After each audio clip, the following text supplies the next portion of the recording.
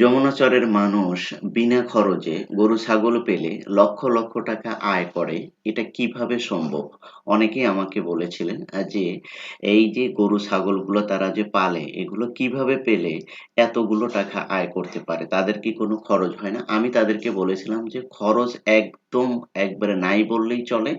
এই সীমিত খরচ দিয়েই তারা কি করে প্রতি বছর গরু ছাগল এগুলো পেলে চাষ করে এগুলো তারা লালন পালন করে লক্ষ লক্ষ টাকা আয় করে থাকে। তার একটা হিসাব আজকে আমি আপনাদের সাথে শেয়ার করার চেষ্টা করব। একটু ধৈর্য সহকারে দেখেন তাহলে বুঝতে পারবেন যে যমুনা চরের মানুষ কিভাবে বিনা খরচে প্রতি বছর ৭টা ৮টা ১০টা করে গরু পেলে লক্ষ লক্ষ টাকা আয় করে। আসসালামু আলাইকুম। যমুনা চর এগ্রোর আরেকটি নতুন ভিডিওতে আপনাদের প্রত্যেককে স্বাগতম। অবশ্যই আপনারা জানতে পেরেছেন যে আজকের এই ভিডিওটিতে আমরা কি বিষয় নিয়ে কথা বলবো। দেখেন, আমি আপনাদেরকে বলি যে যমুনার চরে যারা বসবাস করে তারা কিন্তু প্রত্যেকেই কিন্তু সচ্ছল। এখানে কিন্তু কেউ কিন্তু ইকোনমিক ভাবে আমি কাউকেই দেখি নাই যে অসচ্ছল বা এদের মানে যে টাকা পয়সার অভাব আছে। প্রত্যেকের কাছেই হ্যান্ড ক্যাশ আছে এবং ঈদের সময় বিশেষ করে এই কোরবানির ঈদের সময় এদের কাছে যে পরিমাণ নগদ ক্যাশ দেখা যায় এটা আমি কোনো ঢাকা টাউনে থেকে কোনো চাকরিজীবী বা আ ই এদের হাতেও আমি এতটা দেখতে পাই না। কেন দেখতে পাই না এবং কি জন্য পাই না সেটাও আমি আপনাদের সাথে বিস্তারিত আলোচনা করব। দেখেন অনেক ভিডিওতে আমি আপনাদেরকে বলেছি যে এখানে কিন্তু প্রচুর পরিমাণ গরু ছাগল লালন পালন করা হয়। আমি আপনাদেরকে একটা পরিসংখ্যানও দিয়েছিলাম যে আমাদের এই চরে যদি ১০,০০০ ফ্যামিলি যদি বসবাস করে তাহলে অলমোস্ট এখানে ৩০ থেকে ৪০,০০০ গরু ছাগল লালন পালন করা হয়। অনেকেই আমাকে বলেছিলেন যে ভাই চর অঞ্চলে তো খ্যারের বা খড়ের অভাব, এখানে দানাদার খাবার কিভাবে এই চাহিদাগুলো পূর্ণ করে? আমি তাদের জন্য বলছি যে আজকের এই ভিডিওটা আপনারা একটু ভালো করে খেয়াল করেন। এই যে আমাদের সামনে আছে দেখেন আমার চাচাতো ভাই আর একটা হলো ভাতিজা লাগে, ঠিক আছে? এরা কি করছে? তাদের যে গরু আছে সেই গরুর খাবার এখান থেকে সংগ্রহ করছে অর্থাৎ ঘাস। এই ঘাসগুলো কিন্তু তারা কিন্তু বনেও নাই এবং কোনো জমিতে চাষও করে নাই। এগুলো কি আমাদের চরের যে জমি, ঠিক আছে? এই জমিগুলো কিন্তু ওদেরও না। এখানে মানুষের জমি, এই জমিগুলো দেখেন ঘাসে একদম একবারে ভরে গেছে। যেদিকেই আপনি তাকাবেন ক্যামেরা যেদিকেই মুভ করব ওইদিকেই দেখবেন যে শুধু ঘাস আর ঘাস। এখানে কিন্তু প্রতিনিয়তই কিন্তু প্রতিদিনই কিন্তু মানুষ এখান থেকে কেটে নিচ্ছে। তারপরেও কিন্তু এগুলো শেষ করতে পারছে না। কেন পারছে না? কারণ জায়গা প্রচুর পরিমাণ জায়গা। একর, একর শত, শত একর এখানে জায়গা কিন্তু আছে, ঠিক আছে? সেই হিসাবে এখানে যে গরু ছাগল পালন করা হয় আমার মনে হয় এনে কয়েক লক্ষ যদি গরু ছাগলও পালন করা হয় সেগুলোও এখান থেকে এই ঘাস থেকে বিকাপ দেওয়া সম্ভব। যারা অত্যন্ত মানে যে একদম একবারে এলিট শ্রেণী চরের ভিতরে তারা হয়তোবা ঘাস নেভি ঘাস আছে না?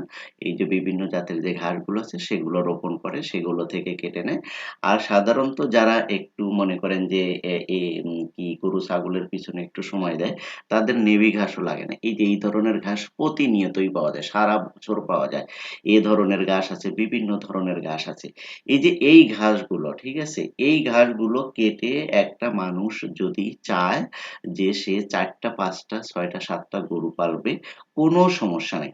সকালবেলা একবার বের হবে, সর্বোচ্চ থেকে সর্বোচ্চ ২ ঘন্টা বা ৩ ঘন্টা কাজ করবে। একদম একবারে ২-৩ বোঝা ঘাস সে সংগ্রহ করতে পারবে। আবার বিকেলে একবার বের হবে, বিকেলে একবার আসরের পরও যদি বের হয়, ঠিক আছে? দেখা গেল যে সন্ধ্যার সাথে, সাথে তারা ২ বোঝা ৩ বোঝা ঘাস হয়ে গেছে। এখন দেখেন ২-৩ বোঝা যদি ঘাস যদি সে যদি সংগ্রহ করতে পারে, তাহলে ৪-৫ টা গরু কিন্তু অনায়াসায় সে কিন্তু পালতে পারে। এখন আপনারা বলতে পারেন যে এতগুলো গরু পালে তাহলে কি তাদের দানাদার খাবারের প্রয়োজন হয় না? দেখেন ভাই, দানাদার খাবারটা কখন দিতে হয়? দানাদার খাবার তো আপনি একটা গরুকে মোটা তাজা করার জন্যই প্রয়োজন, তাই না? এখানে চরে যে গরুগুলো লালন পালন করা হয় সাধারণত এগুলো কোরবানি বেসিস বেশি তৈরি করা হয়। অর্থাৎ দুধের জন্য যে গরুগুলো সেগুলোও থাকে। আরেকটা হলো কোরবানি ঈদকে কেন্দ্র করে সেই ধরনের গরুগুলো পালন করা হয়। দেখেন কোরবানির ঈদকে কেন্দ্র করে যেই গরুগুলো মোটা তাজা করবে সেই গরুগুলো কিন্তু আপনার বছরের শুরু থেকেই কিন্তু দানাদার খাবার খাওয়ায় আপনি কিন্তু পোষাতে পারবেন না। তাই তারা করে কি? এরা সারা বছর এই কাঁচা ঘাস এগুলোই তারা বেশি খাওয়ায়। তারপরে যেই সময় মনে করেন যে বিক্রির ২ মাস বা ২.৫ মাস আগ থেকে, বিশেষ করে রোজার ঈদের পর থেকে তারা কিছু, কিছু করে দানাদার খাবার দেয়। আর ফুললি দানাদার খাবারটা তারা কখন দেয়? ফুললি দানাদার খাবারটা তারা ১ মাস বা ১.৫ মাস আগ থেকে প্রপারলি আ যেই গরুটাকে মোটা তাজা করবে বা যেই গরুটাকে ঈদ কেন্দ্রিক বিক্রি করবে, তাকে সেভাবে খাবার দিয়ে তারা কিন্তু একটা ভালো একটা পজিশনে নিয়ে যায় তার স্বাস্থ্যের। তো এখন বিষয় হলো যে কস্টিং এর বিষয়টা। আমি আপনাদেরকে বলেছিলাম যে চড়ে যে গরু ছাগলগুলো পালা হয় এগুলোর কস্টিং একদম নাই বললেই চলে। এর পিছনে যদি একজন লোকও যদি খাটে, আ আমি হিসাব করে আপনাদেরকে যদি বলি যে একটা লোক যদি মনে করেন যে ২ ৪ ঘন্টা সময় দেয়, তাহলে সে ৩ থেকে ৫ টা গরু খুব অনায়াসেই পালতে পারবে। এখানে তার কোনো কস্টিং হবে না। দেখেন, সে সকালবেলা যদি ভোরে একদম একবারে সকালবেলা ফজরের পরপরই সে যদি মাঠে চলে যায়, সেখান থেকে ২ ঘন্টা কাজ করে যে ঘাসগুলো পাবে সেগুলো নিয়ে আসবে, সকালে খাবে।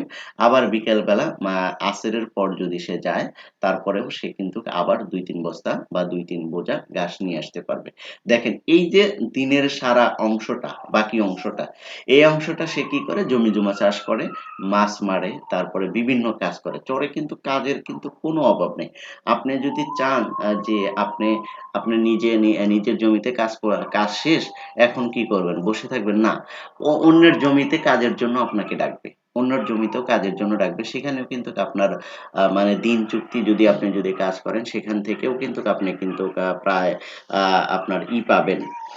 আচ্ছা, যেটা আমি আপনাদেরকে বলছিলাম সেটা হলো যে আপনার কাজ নেই এইজন্য যে আপনি বসে থাকতে হবে তা না। দেখবেন যে চরে কিন্তু অন্যরাও এই কাজগুলো কি করে নেয়, আমাদের ওই সাইডে বলে কামলা নেয়। ঠিক আছে? সেখানে আপনি কিন্তু কামলাও দিতে পারেন।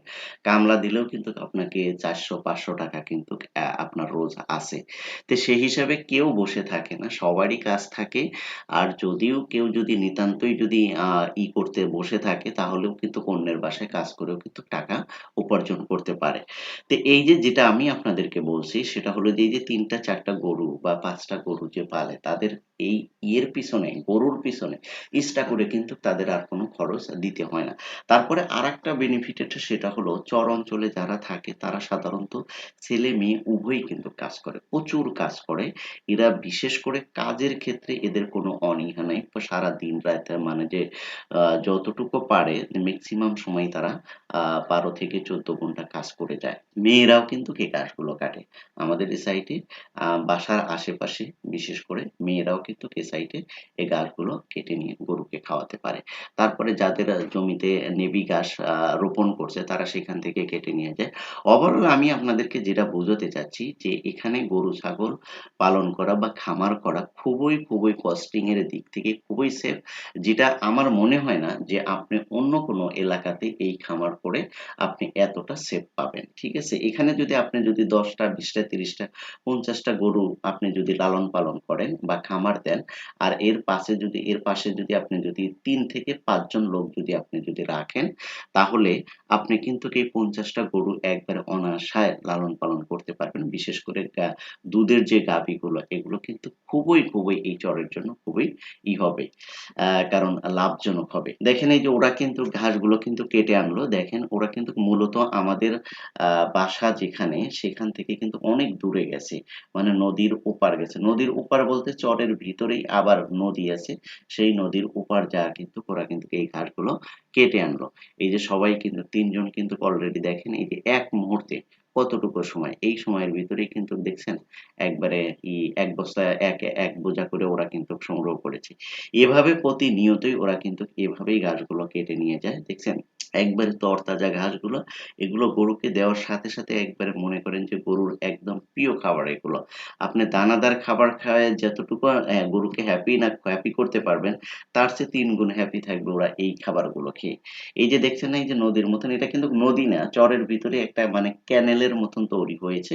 এই ক্যানেলটা পার হয়ে ওপার যেয়ে ওরা এই ঘাসগুলো কেটে আনতেছে। প্রতিনিয়তই যায়। প্রত্যেকের বাসায় কিন্তু নৌকা আছে। ঠিক আছে? এই যে ছোট নৌকো দেখছেন না? এগুলো প্রত্যেকটা ভাষায় নৌকা আছে, অসংখ্য নৌকা আছে, এপারও আছে ওপারও আছে। মানে মেনল্যান্ডের সাথে যোগাযোগ করার জন্য নৌকা আছে, আবার এপারে আপনারা মানে যে এই যে ছোট ছোট ক্যানেল হয়েছে, এই ক্যানেল গুলো পার হওয়ার জন্য কিন্তু নৌকা আছে। আর এই যে ক্যানেল, এখানে কিন্তু প্রচুর পরিমাণ মাছ আছে, মাছের জন্য কিন্তু এগুলো কিন্তু খুবই বিখ্যাত। প্রতিনিয়ত এখান থেকে ওরাই কিন্তু আবার মাছ মারে, প্রত্যেকেই মাছ মারে। এখানে মনে করেন যে কোনো কিছুর আমি কোনো দেখি না, অভাব দেখি না। যদি আপনি একটু অ্যাক্টিভ থাকেন, তাহলে আপনার মানে কর্মের অভাব নেই, তারপরে খাবারের অভাব নেই, এবং আপনার অর্থনৈতিক অসচ্ছলতা থাকবে না। যদি আপনি অ্যাক্টিভ থাকেন এবং বুদ্ধি বুদ্ধি করে যদি আপনি কাজগুলো করতে পারেন, ঠিক আছে? এই যে এক মুহূর্তের ভিতরে দেখেন সবাই এক বেলার গরুর ঘাস কিন্তু ওরা কেটে এনেছে। এইভাবেই কিন্তু মানে চর অঞ্চলের মানুষ, বিশেষ করে যমুনার চরের মানুষ কিন্তু তাদের গরু ছাগল লালন পালন করে বা বছরে বছরে কিন্তু লক্ষ লক্ষ টাকা ইনকাম করে। এই যে দেখেন, এই যে ২টা ৩টা গরু আছে, এগুলো এই যে এক বোঝা দিয়ে এবেলার কাজ শেষ করে দিবে, ঠিক আছে? এভাবেই তারা লালন পালন করে। আশা করি বিষয়টা আপনারা বুঝতে পেরেছেন। আমাদের ভিডিওগুলো ভালো লাগলে অবশ্যই লাইক কমেন্ট শেয়ার করে দিয়ে সবাইকে দেখার সুযোগ করে দিবেন। আল্লাহ হাফেজ।